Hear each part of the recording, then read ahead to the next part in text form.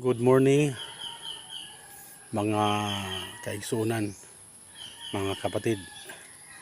Mayroon po ako ipakita sa inyo kasi ngayon ko lang po ito na encounter yung kakao ko po. Nagulat ako kasi bakit ang taas yung tangkay niya. Oh, ito tangkay ito baka isipin niyo pinadikit po ito. Wala po ito pinadikit, hindi po ito dinikit ha. I-focus ko talaga para makita po ninyo. Yan. Yan o. Mahaba yung tangkay. Hanggang dito. Yun, original na yan. Yan. Galing puno yan. Biro mo ang haba. Nagulat nga ako. Oh. Kasi yung iba, natural naman yan oh. Pati dyan.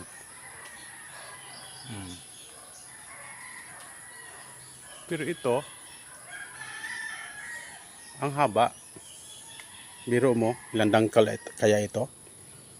Malaki yung kamay ko yung dangkal ko isa, dalawa kalahati dalawa kalahating dangkal. Kung galing po dito maging tatlo, galing po dito sa bunga. O biro mo, palagay ko ito bilang acupuncture herbalis. Baka ito mayroong ding pahiwatig po to sa akin kasi ang tanda ko na ngayon ngayon ko lang ito po na-encounter. Ang haba. Sige lang, thank you nga sa kalikasan na nagbigay po dito, lalo na po sa Panginoon. Ito natural lang to yung bunga. Yan, natural lang yan, yung ganyan.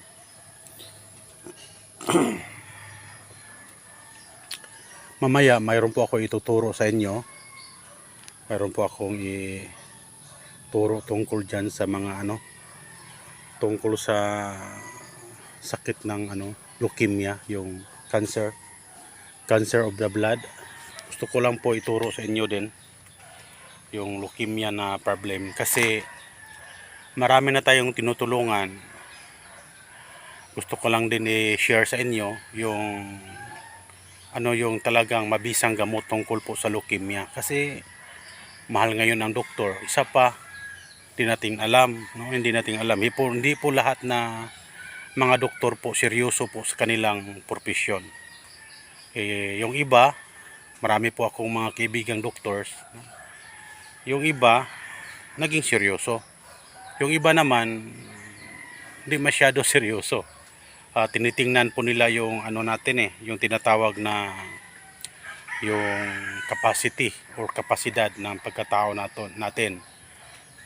Kapasidad natin kung mayroon na tayo. Minsan nga yung iba kawawa pag wala kang kapasidad or capacity sa pagkatao mo, isnabin ka, hindi ka papansinin. Papansinin ka lang kung yung pasyente mo naghingalo na. So ituturo ko po sa inyo ito, yung herbal, kasi kagaya sa akin na mahirap lang din.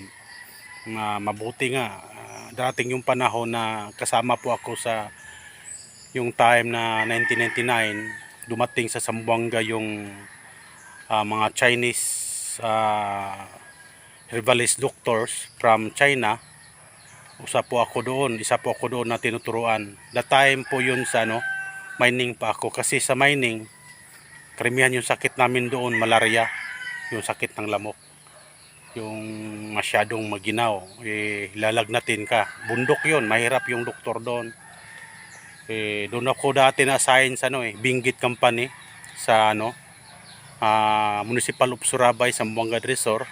Yung bundok na yan, yung Ginabukan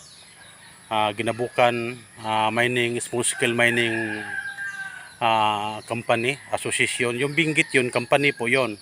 Po yung mga small scale mining doon, isa ko doon yung Malaki, yung Pedro Malaki yung may-ari ng mining.